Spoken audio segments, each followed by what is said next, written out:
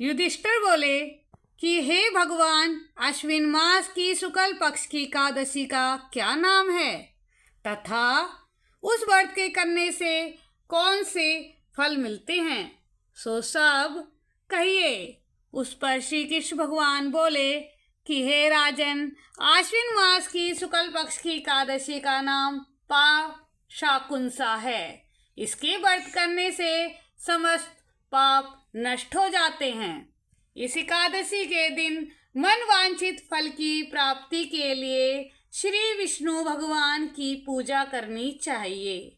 जो मनुष्य कठिन तपस्याओं के द्वारा फल प्राप्त करते हैं, वे फल इस एकादशी के दिन क्षीर सागर में शेषनाग पर शयन करने वाले विष्णु भगवान को नमस्कार कर देने से मिल जाता है।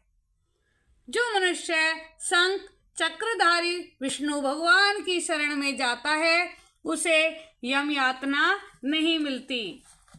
जो पापी मनुष्य अनायास इस एकादशी व्रत करते हैं, उन्हें यम के दुख नहीं मिलते।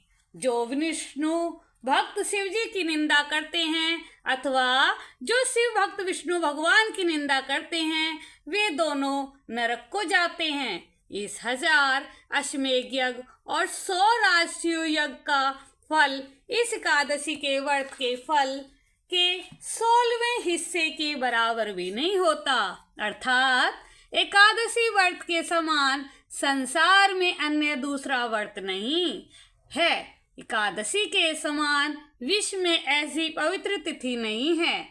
इस एकादशी के व्रत से मनुष्य को स्वस्थ शरीर और सुंदर स्त्री तथा धन धान्य मिलता है तथा अंत में स्वर्ग की प्राप्ति होती है। जो मनुष्य इस एकादशी के व्रत के में रात्रि को जागरण करते हैं, उन्हें बिना किसी के रोग स्वर्ग मिलता है।